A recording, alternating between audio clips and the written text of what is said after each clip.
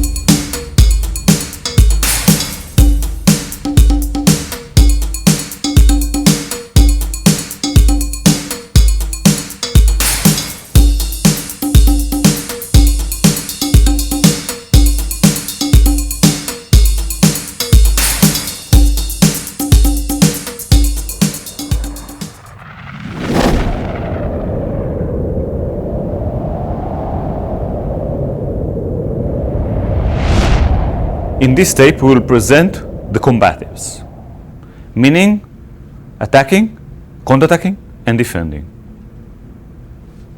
We have a tool. When we have a tool, we can use this tool in different techniques. For instance, for us, a punch is a tool. A certain punch is a tool. A certain kick is another tool. The idea now is that we will be able to use all the tools in the body in different techniques, different attacks and different defenses. When we have a target, and we'll take this realistic equipment as a good target, we can hit the target in different angles. The 5 major different directions to hit the target are as follows: straight attack forward, attack from one side with the same limb, and then from the other side, attack upwards, and attack downwards. Of course, all the angles and the diagonals are of course possible, but I was saying about the 5 major directions: straight, from left to right, from right to left, down to up, and up to down. When we talk about distance, the striking distances, we have the long range, we have the intermediate, the medium range, and we have the close range with the hands, with the head, with the knee, with the foot. Let's talk about striking points and striking surfaces. In general, we would like to hit a sensitive, a vulnerable point at the opponent's body. If we take this equipment as training aid, we understand and we know about sensitive points, such as the eyes, the temples, the nose, the jaw, the neck, especially the windpipe, solar plexus, lower ribs, kidney from the back, groin area, knees, and feet are also sensitive places that we can strike and hit. When we talk about the back side of the person, major parts, major sensitive points are in the back of the head, the back of the neck, the kidneys, the whole spine area, and some places behind, such as behind the knee and the calf muscles. Dealing with kicks, you will learn in this tape how to kick and the major directions of kicking. Of course, with a kick with the leg, we can do more or less the same thing as we can do with the hand, which means to be able to attack from down to up, from up to down, from one side, from the other side, and straight forward.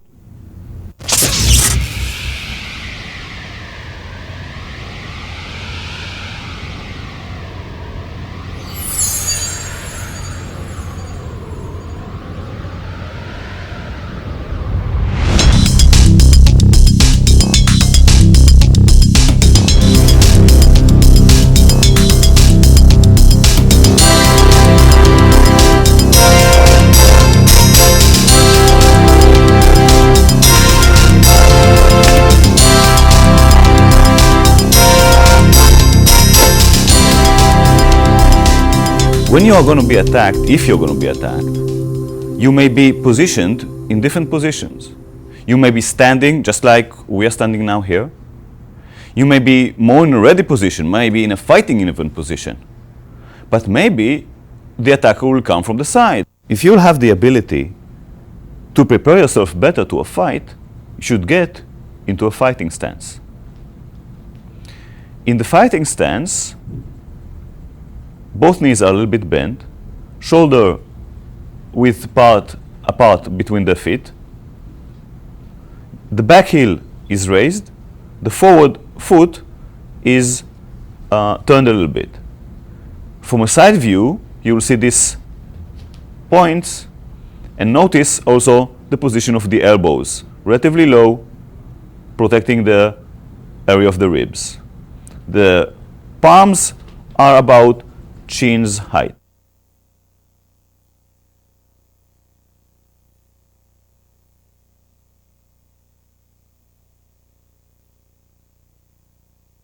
When you are in this stance, you can easily attack with punches, kicks, move freely and dynamically. When we need to move while we are in a fighting stance, advance forward or retreat back, we will start with a leg in which direction we are moving. Moving forward, first front leg, then closing with the back, and retreating, first back, then forward. From a side view, we see this again. Moving forward, 1-2 with the legs, moving back, 1-2 with the legs, keeping the same stance all the time. If we need to move from the fighting stance to the left, we will start with the left leg. When we need to move to the right, we'll start with the right leg without crossing the legs.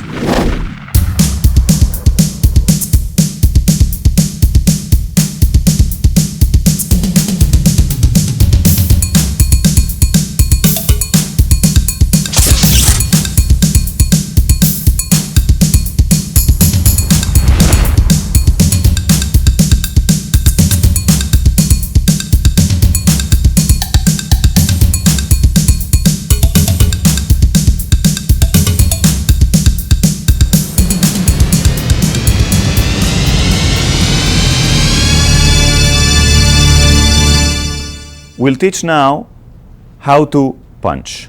First, bring your hands to height of the chin. We'll start sending the hands forward and back lightly and slowly, keeping the palm vertical, keeping the hand vertical. Let's see this from a side view.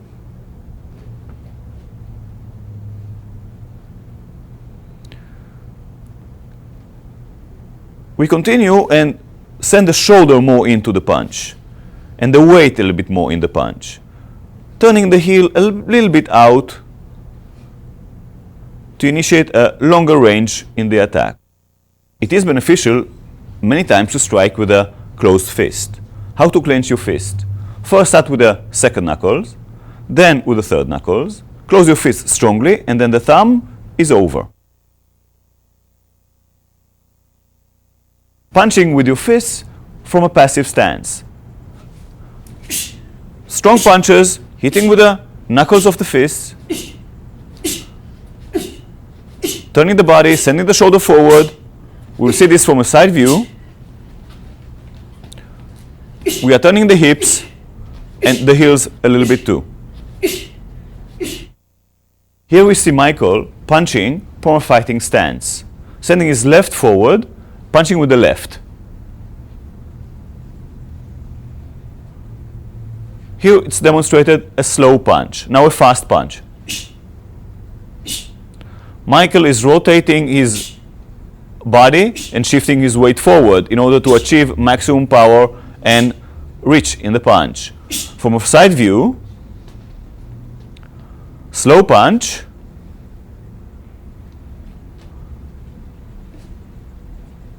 shifting the weight forward, rotating the body, turning the body to reach maximum reach and power in the punch. A fast punch,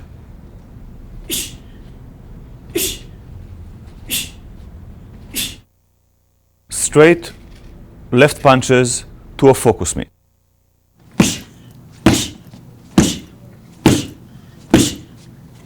we emphasize fast recoiling of the attack. We demonstrate now punching with the right punch with a closed fist from a fighting stance. Michael starts with sending his hand forward, shifting the weight forward, and then turning the body. He is hitting with the two knuckles as with the left punch. His waist is turned and the heel of the back leg is turned a little bit also. With this he can generate a strong punch, shifting the weight forward. From a side view, we can see the punch clearly. His chin is tucked a little bit down to protect him from getting a knockout, a punch. Seeing this from the other side, we can see how his shoulder is being sent forward to gain maximum reach in the punch. Fast punches. A side view of a fast punch.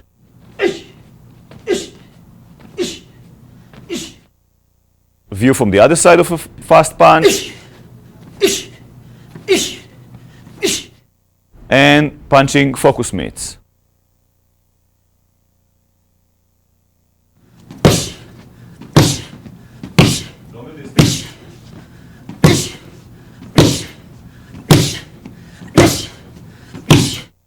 Michael is demonstrating now a combination of two straight punches left and right.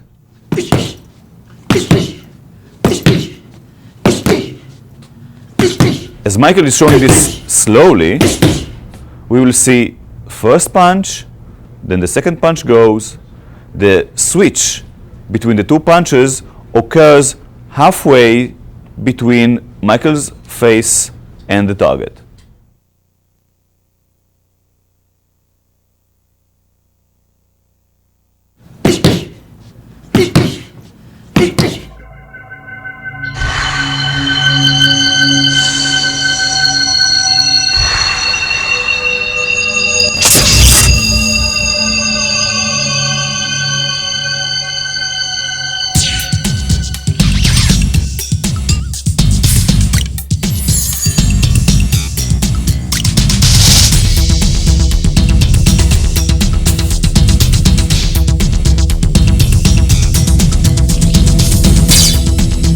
Next, we examine the delivery of the hammer fist punch.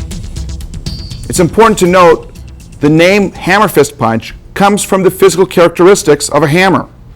The forearm of John, as it is positioned in this point in time, is similar to the handle of the hammer. The fist portion also simulates the head of the hammer. To understand this, we'll understand the delivery of the punch. John is basically using his hand like a hammer, delivering forward and slightly down to a target that is presented before him. This punch could be delivered to the chin, to the nose, or other face area or level of the opponent. John's shoulder goes in, his hip goes forward, and he's pushing off with the ball of his foot, all to generate power forward and in a downward motion, consistent with one striking with a hammer. Notice slowly that when the punch is presented, it's drawn back and the palm part of the hand is presented forward, and on impact there's a turning inward. This rotational force or torque is created to generate additional power on impact. From a forward view,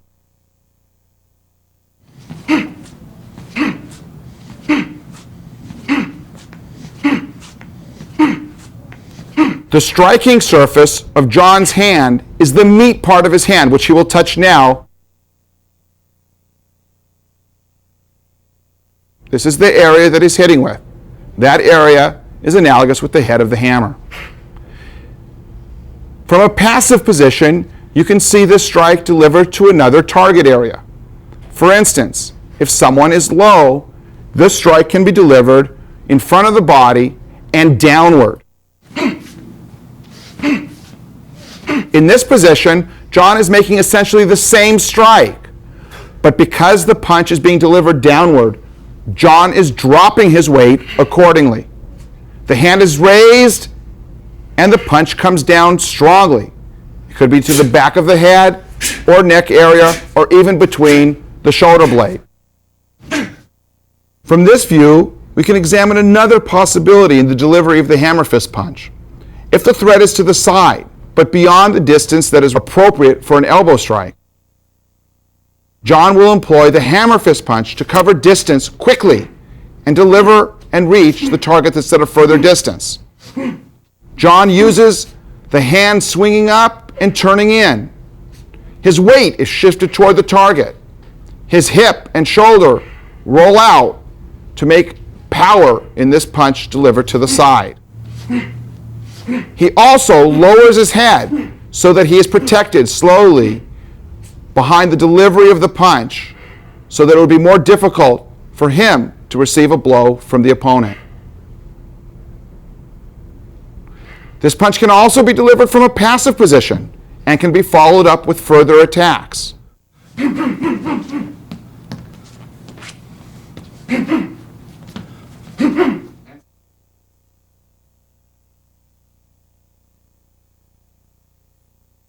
Now we break down the delivery of the hammer fist punch forward in its stages. John will be making the delivery of the punch in slow motion. As the hand's going forward, it's raised a bit so that the punch can go forward and down onto the target as the shoulder and hips turn into the punch.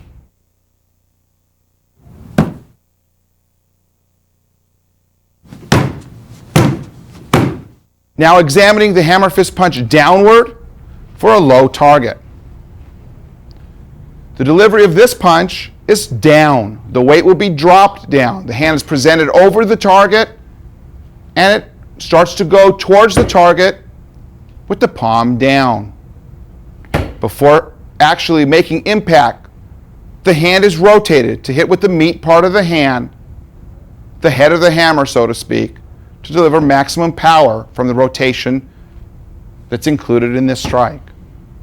John's weight drops sharply.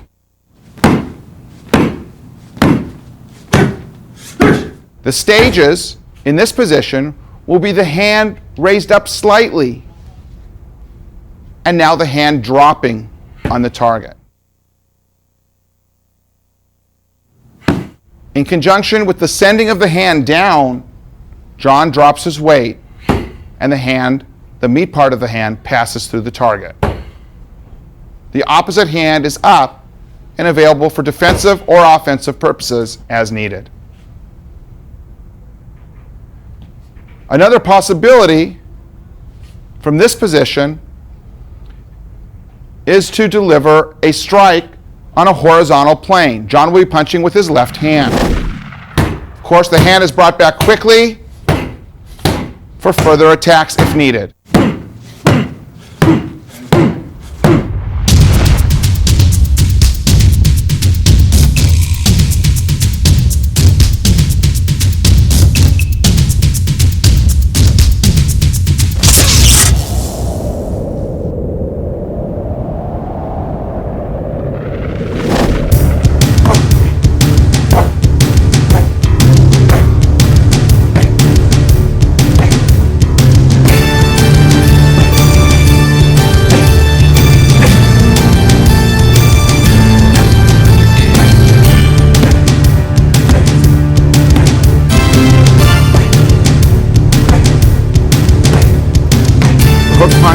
Important tool in the fight because of the power that can be generated in a relatively short distance.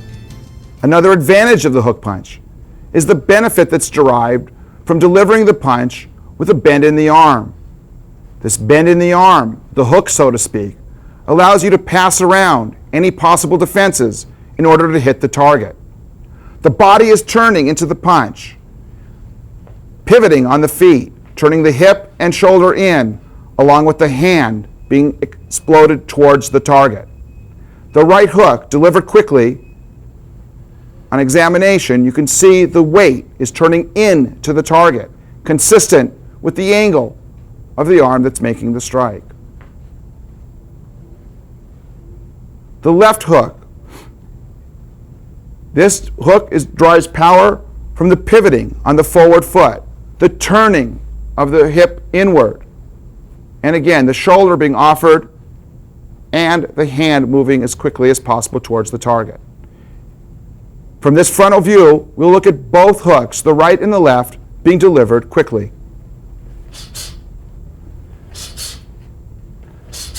Notice that Amir's chin is down, being protected by the shoulders from any attack. The rotation of his shoulder, his hips, generated by the turn in the feet or the pivoting of the feet, contributes greatly to the power in this situation.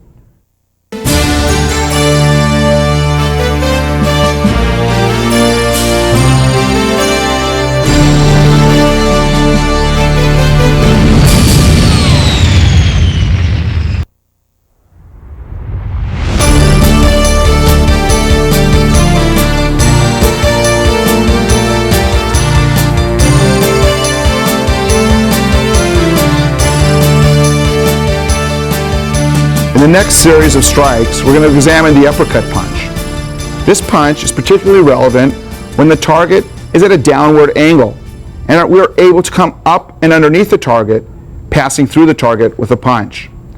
This punch can occur at an intermediate range or at a very close range with either the forward hand or the backhand.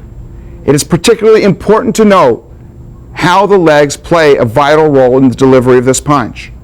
Since our punch is going up, our weight also must be transferred up with the punch and through the target. Close examination first of the right uppercut.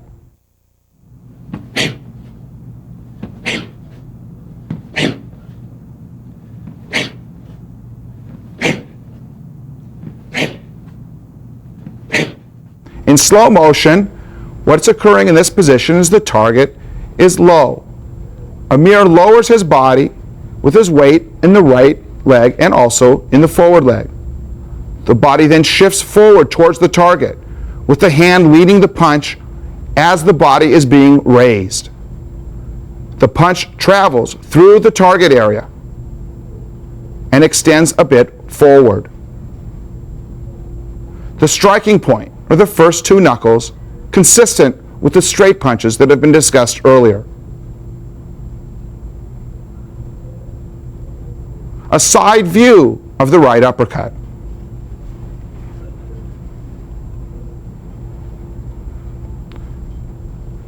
Notice what a vital role the right leg plays in the lifting of the body in exact timing with the punch.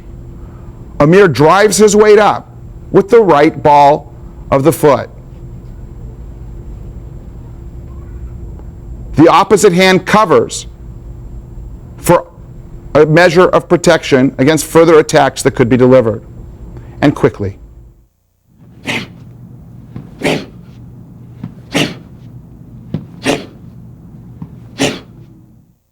Looking forward, we can examine the uppercut punch being delivered with the forward hand.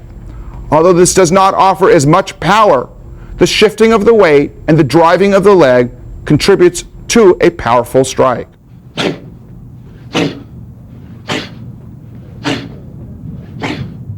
In slow motion, you see the shifting of the weight towards the left leg, the driving with the left leg, and the raising of the body in perfect timing with the delivery of the punch. The punch once again travels through the target.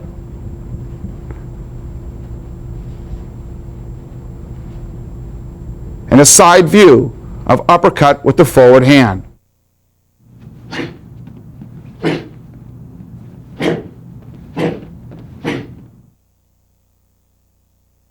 The shift of the weight and the driving of the legs in conjunction with the delivery of the punch account for the power.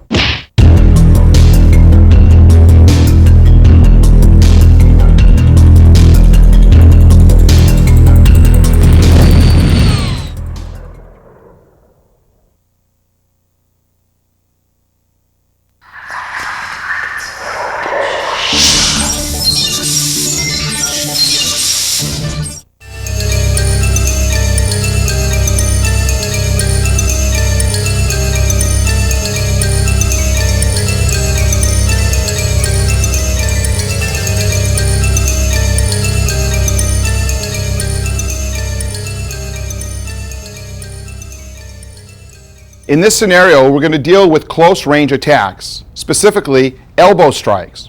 First, we'll show you how to form the elbow. Amir will be demonstrating. He's going to bring his hand into the shoulder area, developing a strong elbow, which will be the striking implement in this particular set of exercises. The elbow is hard, and it's a good striking implement because it's relatively small and can penetrate a target. To note, there are two planes in the system that we use to develop our elbow strikes. One is a horizontal plane, and one is a vertical plane.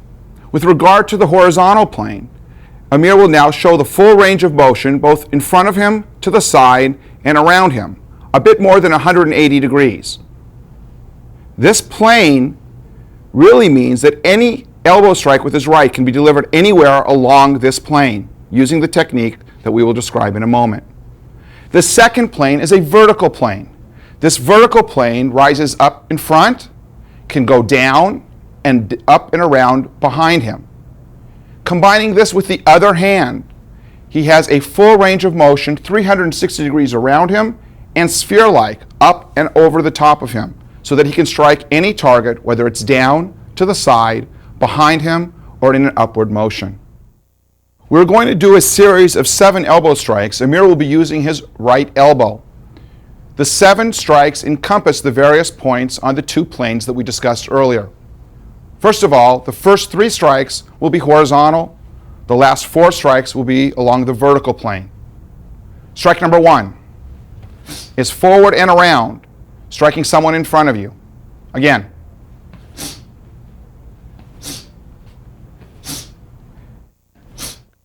And the second strike is to the side.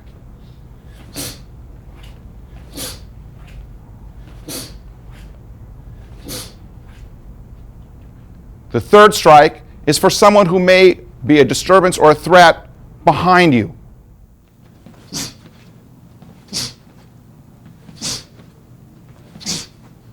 Very good. Side.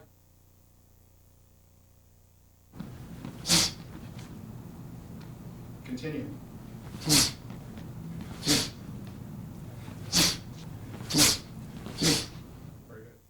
In this scenario, we're going to demonstrate the first 3 strikes along the horizontal plane. Notice a few things. Notice the striking area Amir is going to be presenting to the target. He will be striking in front of him, to the side, and to the rear. He also is looking to see where he is striking before he sends the strike.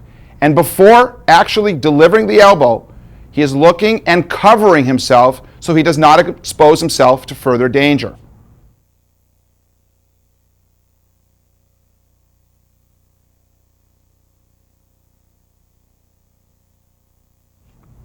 Each strike recoils so that we can attack again if necessary.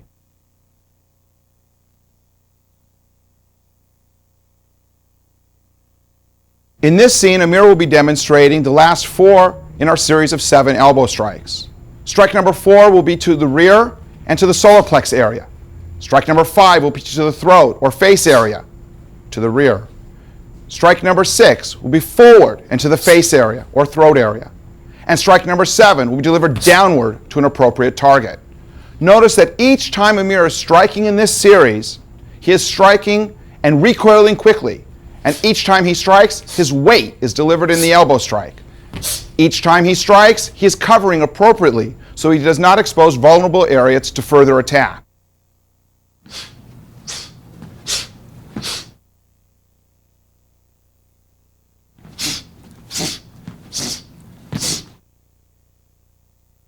In this next series, Amir is going to be demonstrating the last 4 strikes in our series of 7.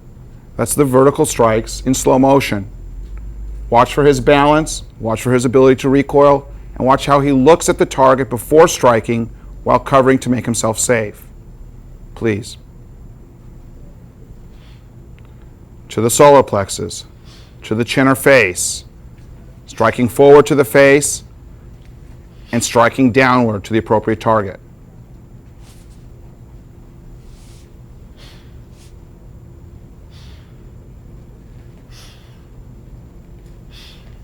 A side view reveals his balance the power that's generated in a short distance, and how he covers and looks to be safe.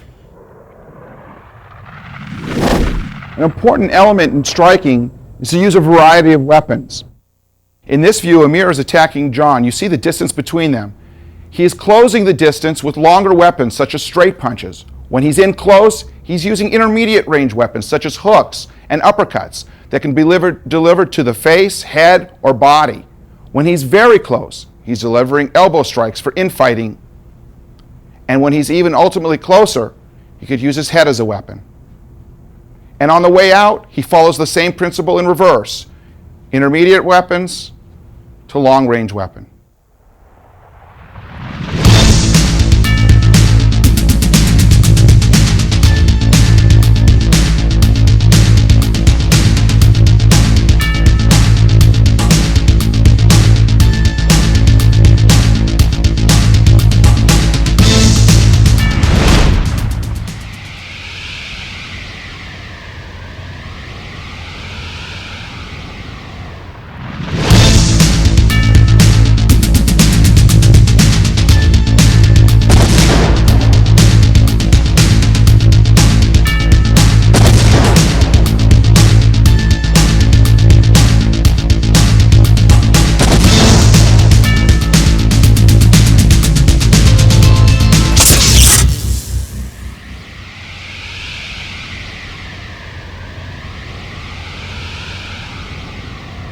Up to this point, we've demonstrated striking with the hands and elbows. It's important now to integrate the legs and knees into a complete system of fighting. The legs offer and afford the person who's making the attack a broad range of distance. Your legs are longer than your arms. Your legs are stronger than your arms. So a powerful, full-range distance kick can provide many benefits in the fight. In addition, in close range, we can use the knee as an infighting type weapon, similar to the elbows in comparison to a punch. To make a complete fighter, we must incorporate the legs and knees into the equation of the fight.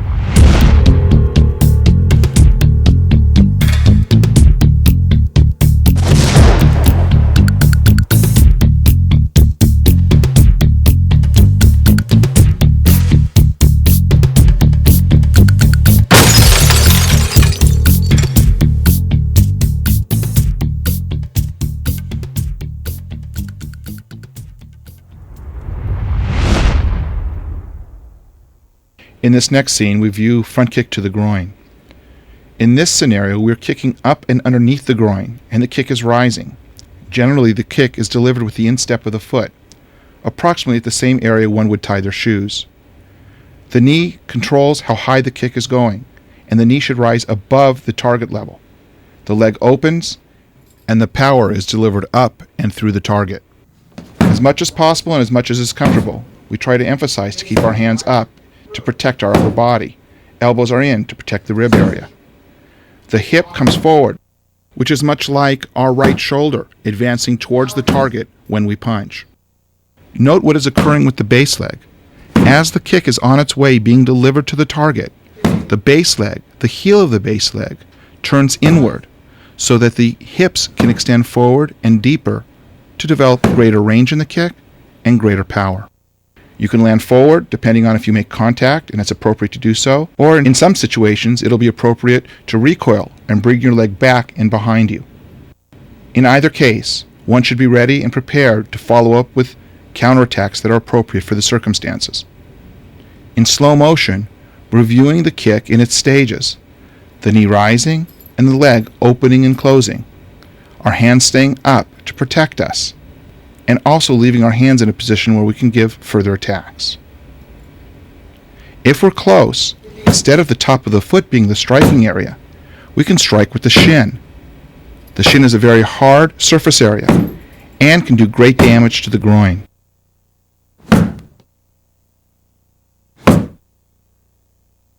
In this view, we can examine the kick, the front kick to the groin, in its logical stages. Kevin will assume a fighting stance and slowly will deliver the kick in its entirety.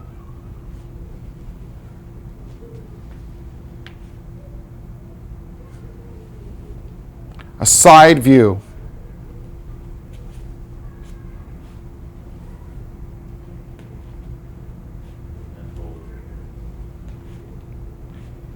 It's possible that the kicker will want to land forward. If he's successful in reaching the target, there's no sense in bringing the leg back. However, if there should be a reason to retreat, it is also possible to bring the leg back and resume your fighting position from that distance. The stages. As in all attacks, we want whatever the striking implement to be to move toward the target first, to avoid the problem of telegraphing. Here we are striking with the top part or the instep of the foot. The foot will be jumping towards the target first and will lead the attack. The knee is folding and the kick is delivered. A side view. The knee is rising with the foot going towards the target immediately. 1 is the knee up, and 2 is the knee out and back, and 3 is the resumption of the position from which to fight further.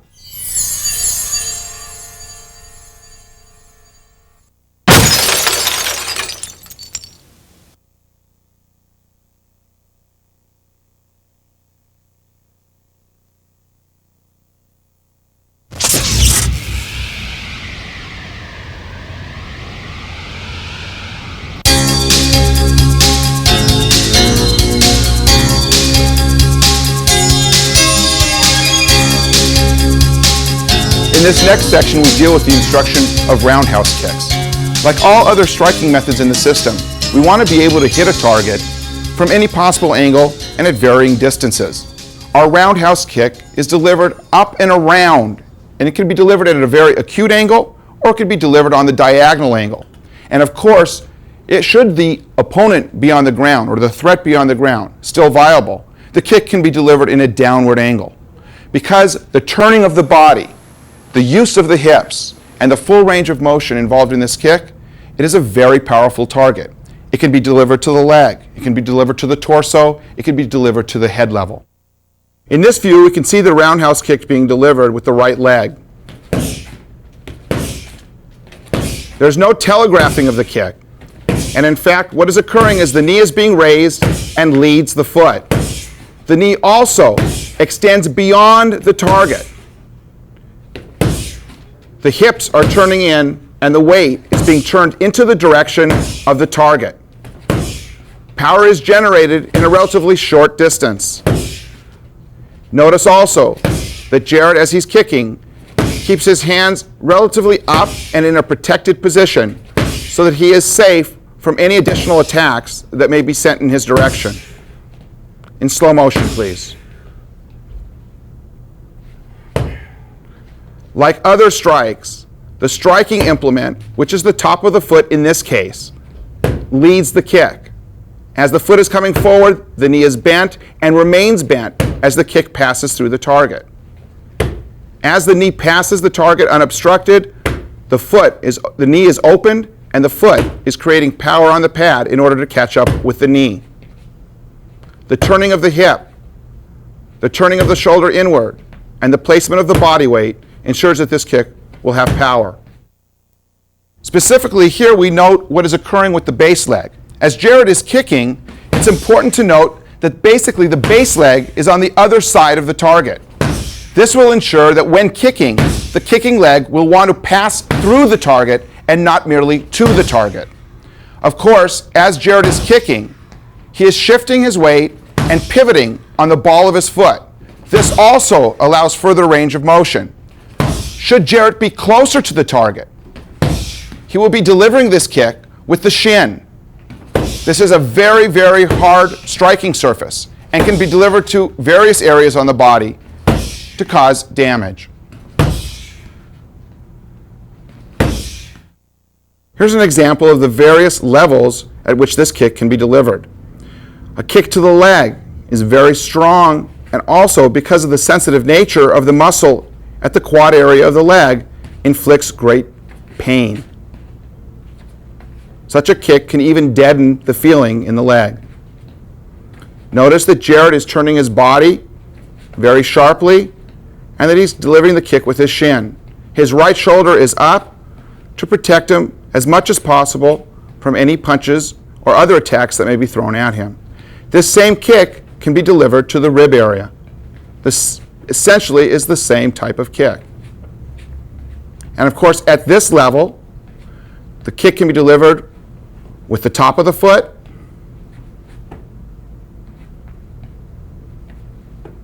or even the ball of the foot.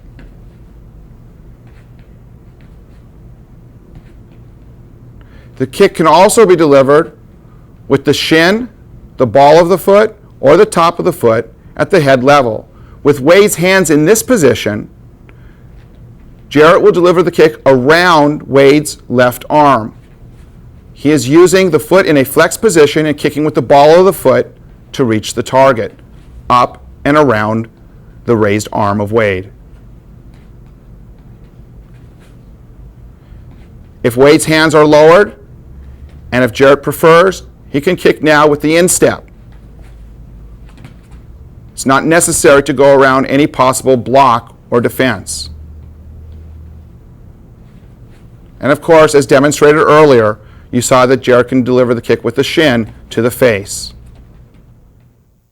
In this view, we can see the development of the kick. Comparing it to the front kick, it's similar in nature, very similar. In fact, the front kick is delivered on a vertical plane forward.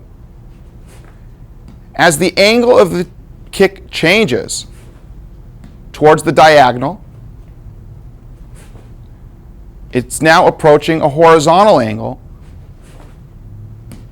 It becomes the round kick.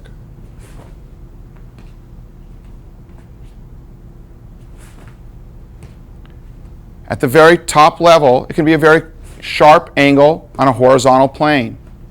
In the middle, it could be more of at a diagonal angle. And forward, you see it returns as the front kick.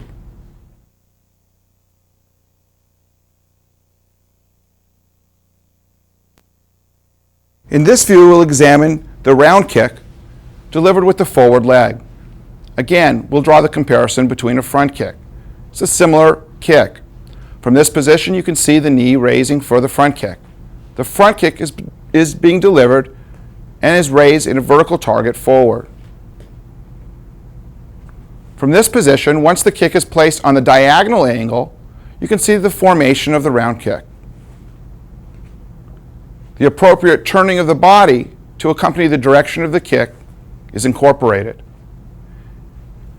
It is even possible to see the kick form so that the kick is actually being thrown parallel to the ground, completely in a horizontal position. As with other kicks, the kick can be delivered advancing or retreating or moving laterally. This will be saved for another tape.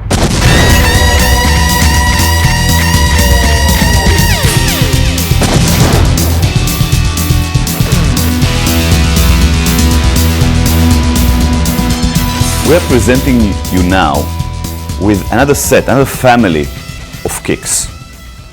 This time, the kick will be striking to the target in a straight line. We call this the family of stomping kicks. So the attack can be directed to different directions. For instance, stomping down, hitting down towards the target. Hitting forward straight towards the target, hitting sideways straight to the target, and hitting backwards in a straight angle, in a vertical angle, hitting the target.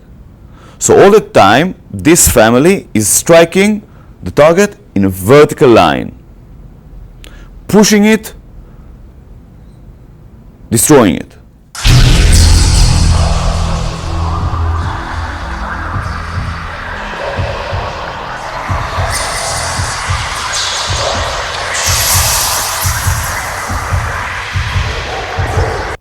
Jarrett will demonstrate now stomping kick down to a target. The target that is down still poses a threat to you. You are lifting your leg and then striking down with your heel. The technique is being done with delivering your weight, sending your weight down to the target. You see that we use realistic training tools to enhance the learning.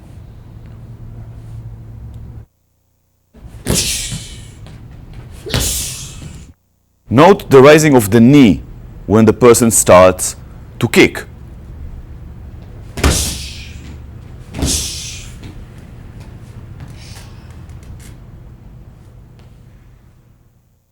When you're being attacked in a bear hug, one of the things you can do is strike down with a stomp towards the instep, the toes of your opponent.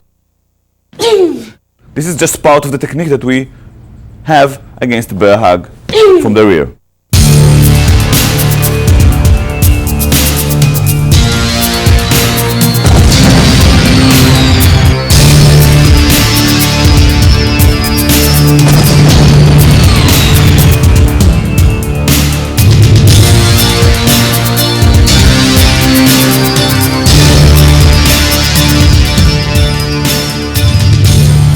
Mani will demonstrate now from a passive stance a defensive kick forward.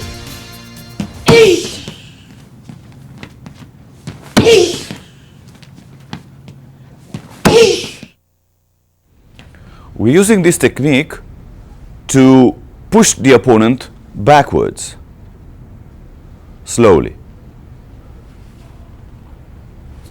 Mani is raising her leg, the knee is directed towards her shoulder, and then she is sending her heel forward in a straight line towards the target.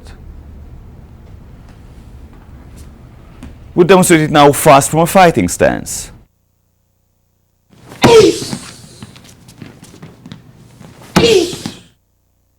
This technique is excellent against an advancing attacker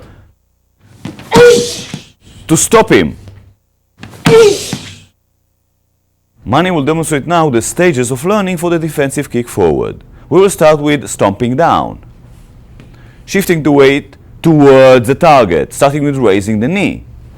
Now the kick will come more and more forward and up, as if the target is rising, and a bit higher.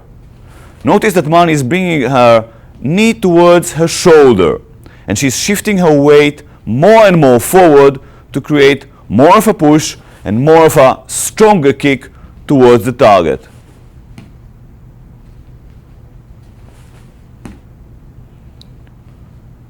The striking surfaces can be the ball of the foot, the whole foot,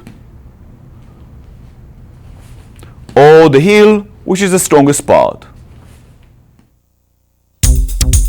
We can combine a regular kick forward and a defensive kick forward to hit a target that is vertical one, inward.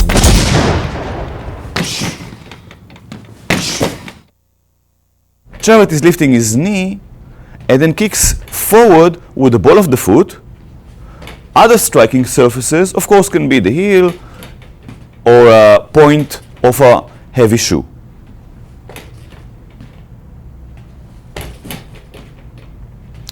And now with the forward leg. From a correct distance, Jared will kick fast towards the solar plexus and slow, hitting straight inward. And fast 2 times again.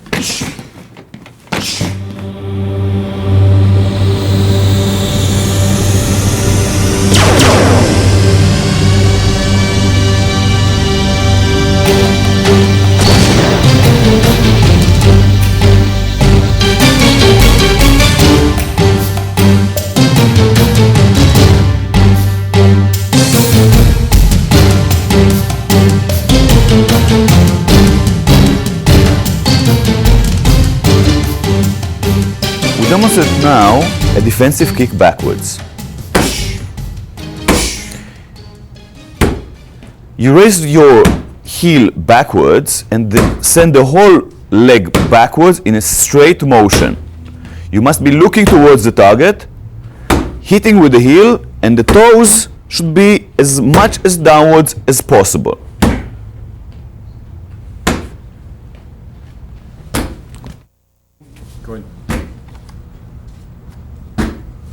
you should look by the side of your shoulder or under the arm.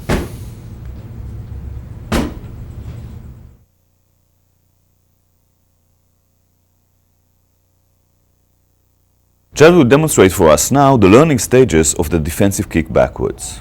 We will start with raising the heel backwards. Now we continue with bending forward, looking backwards by the side of the upper arm. Now we deliver a kick backwards. It is a straight kick backwards, sending the heel straight from the area that it brought to the target.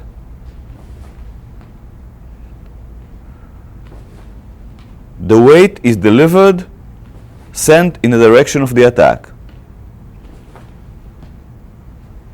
meaning landing backwards.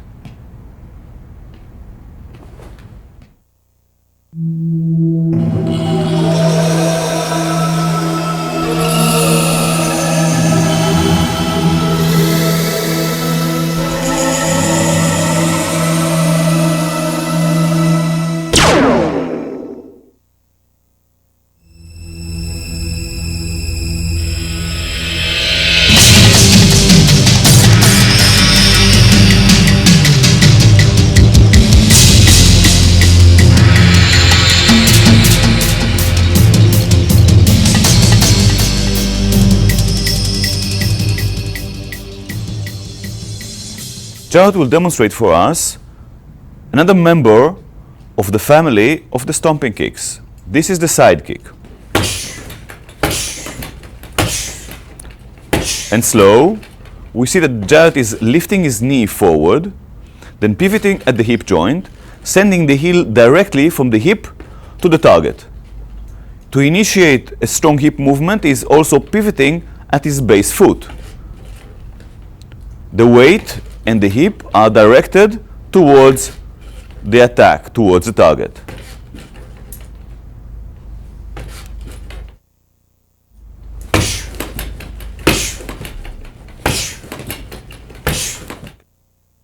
Mani will demonstrate for us now the learning stages for the side kick. We will start with the defensive kick backwards. Then we will turn a little bit to our right and kick to the same target as before, which is dangling behind us to our right. Then we will turn a little bit more and kick sideways. Let's break the movement, and we see that Mani is lifting the knee and then pivoting at the hip, sending the heel to the side, and from here, in flow motion, we kick the side kick.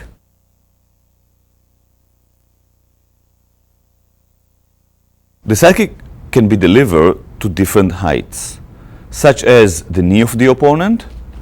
We are also bending our base knee, or at the midsection, the lower ribs of the opponent, or even up to his head, if you are flexible and able.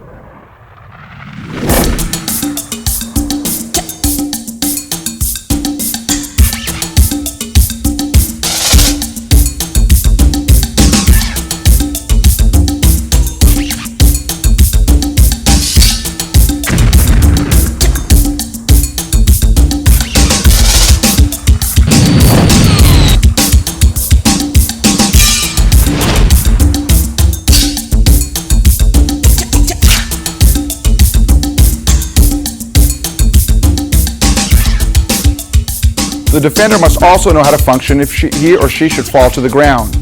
Wade gives an example of someone who is down, but he puts himself in a readied position to deal with an aggressor who approaches him. At this point, Jared is approaching with the pad. Front kick is delivered sharply from the back position. You can see how Wade is shifting his weight onto the forward leg, that's the base leg, as he sends his hips forward and into the kick. The rhythm now can be broken, and you see the position has changed.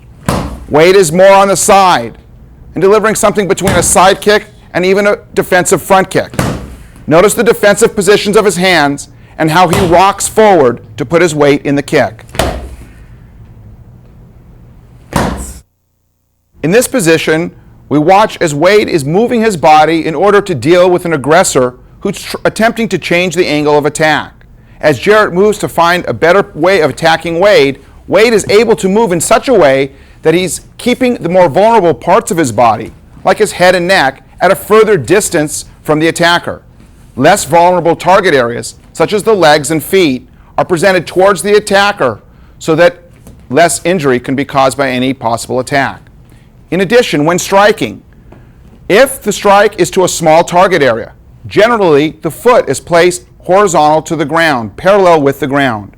This provides for a larger striking area on a smaller target. If the strike is delivered to a larger target area, the toes can be upward, similar to that of a front kick. That is due to the larger target area.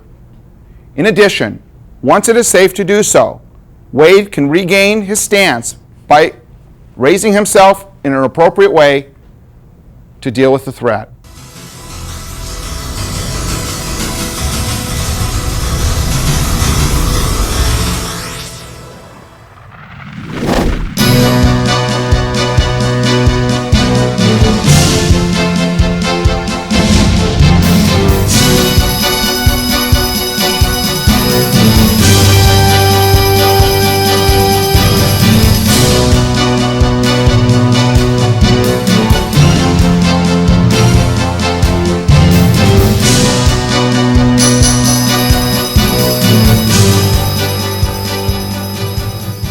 As previously mentioned, we want to be able to strike at appropriate distances. That distance may be far, or distance may be at an intermediate range.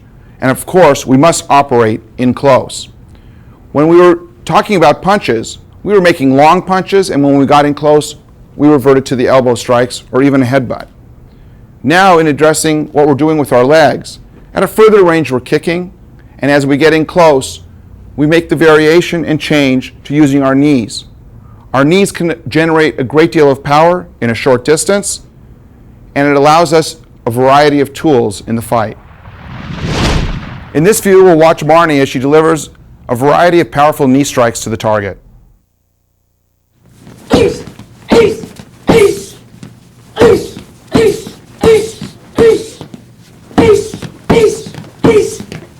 Notice that when she's striking, she's using the actual front part of her knee. The knee is pointed, and the foot shoots off the ground and springs forward to deliver a powerful knee. She's pulling the opponent forward while the knee comes up to meet the target. It's a spring-like action, and she gains power from the ground as she springs up and forward to the target. The knee is pointed. The striking area is the knee itself, not the thigh. This smaller striking area offers more penetration than the larger area, such as a thigh. Also, it is a much harder striking surface than any other possible option in that area. Marnie will now demonstrate a series of knee strikes slowly. First, the catch. You see, as Marnie is delivering the right knee, she is pulling the target towards her. The combined force of the pulling of the target and the outward delivery of the knee gives greater power. Also, you'll see how she's pushing off with the ball of her foot as she gives the knee. It explodes forward, and she strikes with the actual front part of the knee. It is possible to grab someone around the neck, and in this case, she puts her elbows together as much as possible so that the opponent will not have the ability to slide their head out and escape her grasp. A side view also shows another possibility. Here she can grab the shoulders of the person she's giving the knee to. You see also her hips involved in the delivery of the knee. You see how she's pulling the person forward. And you see how her hands are up in a position that covers her face, and her head can be buried to avoid any possible strikes to that part of her body.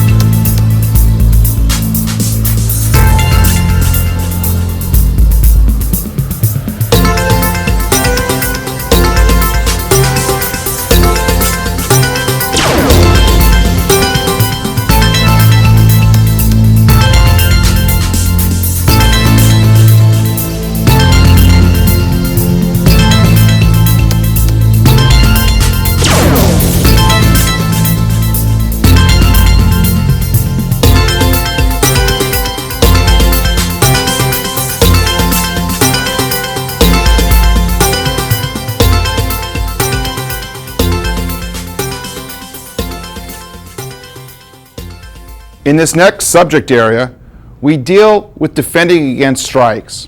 In particular, we're dealing with those strikes that come from an outside angle in.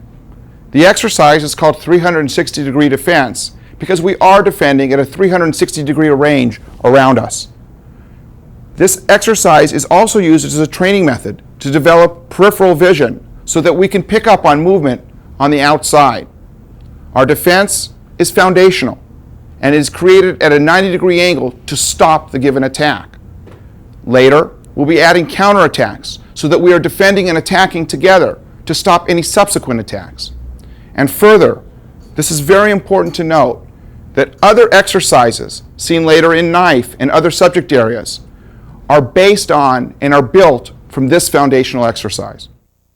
In this scene, we examined the 7 positions for 360-degree outside defense. John will now assume each position. The first position deals with an attack that is overhead and coming down on top of the head at almost a 90-degree angle. John raises the blade of the arm, the forearm, to defend. His blocking surface is from the tips of his fingers to his elbow and can deal with any threat in that zone. Notice that the bicep is close to his ears, this ensuring from this point in time that he will have coverage for the top of his head. Also, his chin is down so that his head is inside the defense. Position number 2. This deals with an attack to the head level coming from the outside at a diagonal downward angle. Again, the blocking surface is from the point of the tips of the fingers to the point of the elbow. And John is still and will continue to defend with the blade of his arm. Position number 3. An outside defense dealing with a horizontal attack almost parallel to the ground, still being delivered to the head level. Position number 4. Dealing with a defense for the lower part of the torso for an attack that's being delivered, again, horizontal or slightly upward at the torso. Position number 5. An outside defense dealing with a little bit lower part of the body and given when it's appropriate to do so and comfortable for the hands.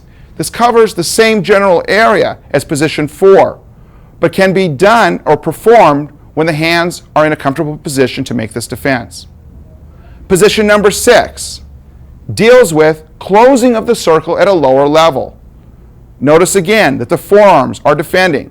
The blocking surface are from the fingertips to the elbow. And John is bending at the waist with slight minimal bend at the knees. If John were to bend the knees, he would bring the target area or the intended target closer to either the weapon or the striking implement. We keep the knees straight but not locked and the waist bent to keep the intended target area further away from the threat. Defense number 7 closes the bottom of the circle. Again, this defense deals with attacks that would be rising upward, almost at a 90-degree angle to the body. John is able to defend at this 90-degree angle to stop the attack. Again, defending with the forearms from the elbows to the fingers. A side view of each defense as presented with the right arm. 1. Defending the top of the head. Again, please. Notice how John is rotating his hand in a chopping-like motion and putting his weight in the defense and slightly forward. This allows for the defense to be strong, and we are almost defending with an attack. Defense position number 2, dealing with those attacks that may be delivered at a diagonal angle downward. From this position, John again rotates his hand outward in a chopping-like motion to attack with the defense rather than just placing his hand in a stagnant position. Defense position number 3 deals with a horizontal attack parallel to the ground. Again, you can see the side of the forearm, the blade, so to speak, defending in this position. Position number 4, slightly downward angle, closing in on the body so that the elbow is supported by the side of the body. The blade offers the defense. Position number 5, again defending with the side of the body, side of the forearm, and the side of the body is defended. Position number 6, out and down, dealing with an attack that is rising at a diagonal angle toward the body. And finally, position number 7, dealing with an attack that is coming straight up from the bottom of the circle towards the target. In this position, please note how John's legs are straight. He's bending at the waist. This is to afford greater distance between the limb that is attacking, or the object, the striking implement, and John's vulnerable parts on his body. From this view, we can look at John Pascal as he's delivering various attacks to prepare for the 360-degree defense exercise. John is going to build his partner. The attacks come from all angles, from the very outside to the very top and down. The attacks can be delivered two at one time. The attacks can also be delivered in a broken rhythm.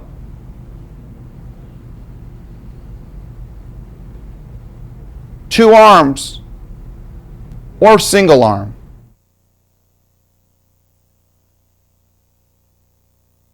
John is defending as he's demonstrated before. In this position, the attacker is sending the attacks, and John is looking towards the face or chest area of the attacker. He's using his peripheral vision to pick up on the movement of the attacking limb and defending with the appropriate 360-degree defense. Although we had 7 positions, those were merely learning positions. Defenses can be offered at any or an infinite number of positions. The attacks also from this position can vary, meaning the rhythm can speed up. 2 hands can be offered on top of one, which is referred to as broken rhythm, which has or forces John to respond with 2 defenses that overlap, or 2 simultaneous defenses occurring at the same time. The attacker can now spin and break up the rhythm, hiding the attack, to build, once again, the defender to be the best he can be to defend all possible outside type attacks that come toward him. A violent confrontation is sure to include multiple attacks. It's rare that someone in a fight gives a single attack.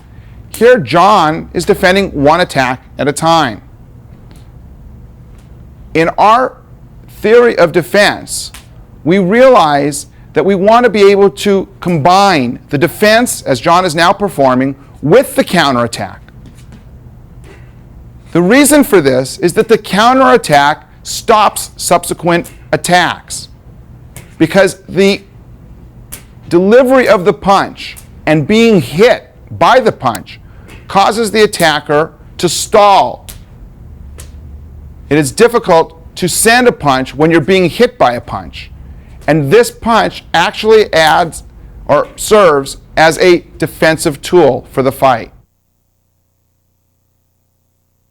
In this scene, we'll examine progressive learning stages for the 360-degree defense exercise.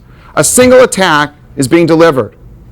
The defender is defending close to the wrists, stopping the attack at a 90-degree angle. The attacker is bursting in at high speed. The attack is at various locations that are not predetermined. Now we add a counterattack. From this position, the defender is learning to give an attack with his defense. The last stage is as follows. From this position, the defender can burst in if he's ready to do so, and follow up with additional attacks. One at a time, please.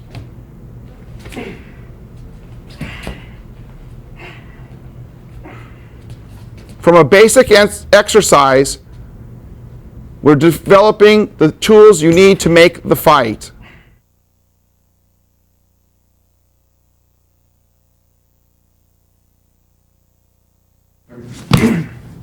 Step in.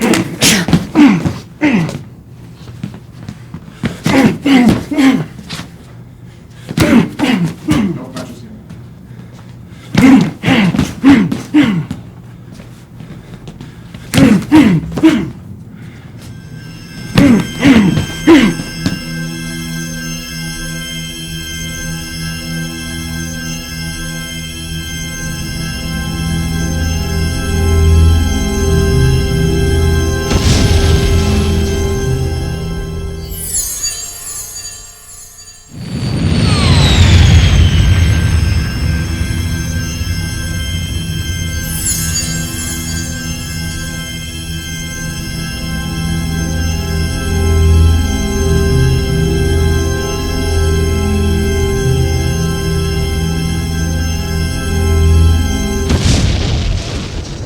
we will introduce now another subject of defenses, and that is the inside defenses. Before we were talking about what happens if the attacker is coming from the sides and we were blocking the attacks. But what if the attacker is coming with a straight punch to hit you? Michael will show the defense. Michael will demonstrate now the hand defenses against straight punches. From a passive stance with the hands high, shoulder width apart, and about chin level, he will defend the straight punches. You send your palm diagonally forward. You will make contact first with the area of the back of the hand or the wrist of the opponent and slide to his forearm.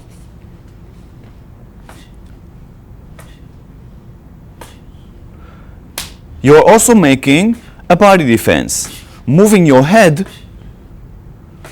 outside from the line of the attack. We can see this very good if Michael will be with the back to the camera.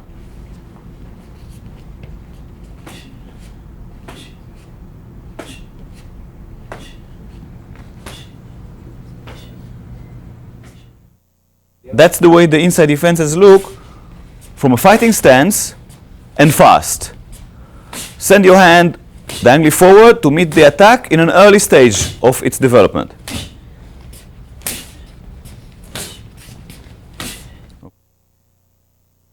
This is the first stage of learning. Now we add the body defense, moving the head to the opposite side as the defending hand moves. This way, the attack will miss you. So you have two enhanced defenses, the hand defense and the body defense.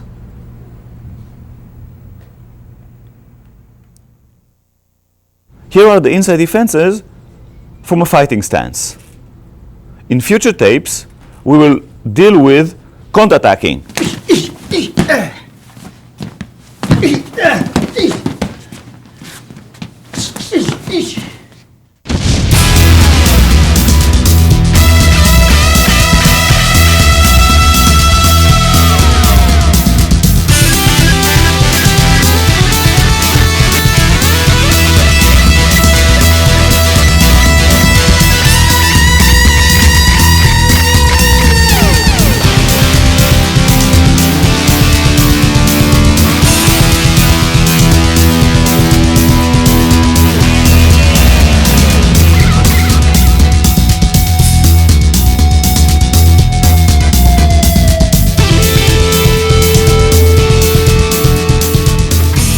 These were the combatives. These were the tools that you need. These are the weapons that you need. Punching, kicking, all techniques, directions. We're using these techniques in a different subject, such as the self-defense part, releases, defending knife attacks and knife threats, defending gun threats. Other subjects such as defending stick and blunt object attacks. Remember to practice your combatives. These are your tools. These are your weapons. And your weapons must be effective.